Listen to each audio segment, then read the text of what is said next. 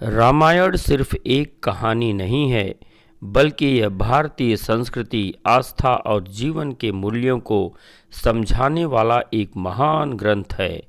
इसमें भगवान राम के जन्म की कथा बेहद खास मानी जाती है, क्योंकि यह सिर्फ एक राजकुमार के जन्म की कहानी नहीं, बल्कि धरती पर धर्म की स्थापना के लिए भगवान विष्णु के अवतार की शुरुआत है। उस समय धरती पर अधर्म बढ़ चुका था और राक्षसों का आतंक चारों तरफ फैल गया था।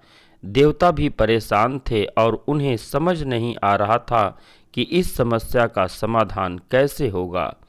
ऐसे में भगवान विष्णु ने मानव रूप में जन्म लेने का निर्णय लिया, ताकि वे धरती पर संतुलन और न्याय को फिर से स्थापित कर सके।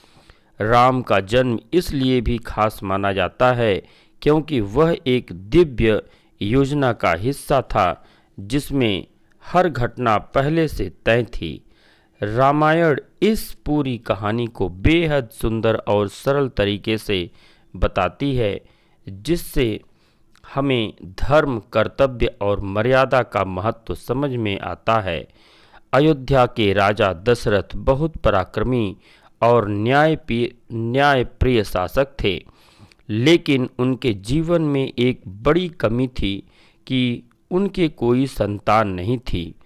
उम्र बढ़ने के साथ उनकी यह चिंता और भी बढ़ती जा रही थी। उन्हें डर था कि उनके बाद राज्य को संभालने वाला कोई नहीं होगा। उन्होंने कई उपाय किए, लेकिन कोई समाधान नहीं मिला। अंत में उन्होंने अपने गुरु वशिष्ठ से सलाह ली, जिन्होंने उन्हें पुत्र प्राप्ति के लिए यज्ञ करने की सलाह दी। पुत्र कामेष्टि यज्ञ का आयोजन गुरु वशिष्ठ के कहने पर राजा दशरथ ने पुत्र कामेष्टि यज्ञ कराने का निर्णय लिया। इस यज्ञ को करने के लिए ऋषि ऋष्यशृंग को बुलाया गया, जो इस काम में निपुण माने जाते थे। यज्ञ बड़े विधि विधान से शुरू हुआ और पूरे राज्य में उत्सव जैसा माहौल बन गया।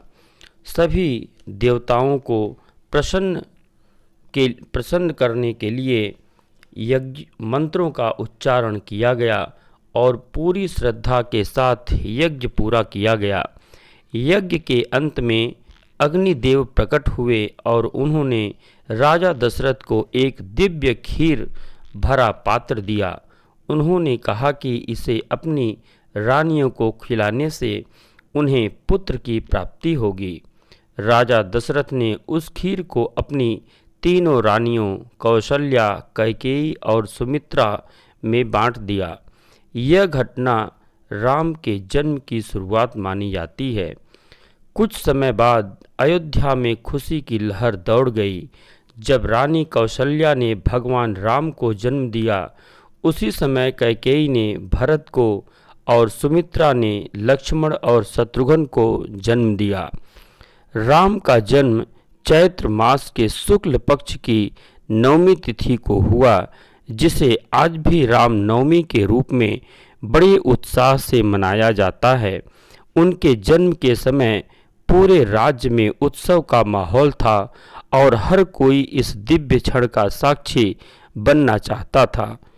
भगवान राम का जन्म सिर्फ एक राजकुमार का जन्म नहीं था, बल्कि यह धर्म और जीत और अधर्म के अंत की शुरुआत थी।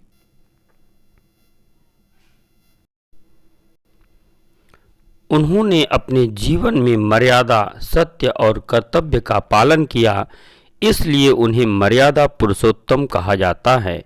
रामायण में उनका जन्म हमें यह सिखाता है कि जब भी दुनिया में बुराई बढ़ती है, तब अच्छाई उसे खत्म करने के लिए जरूर आती है।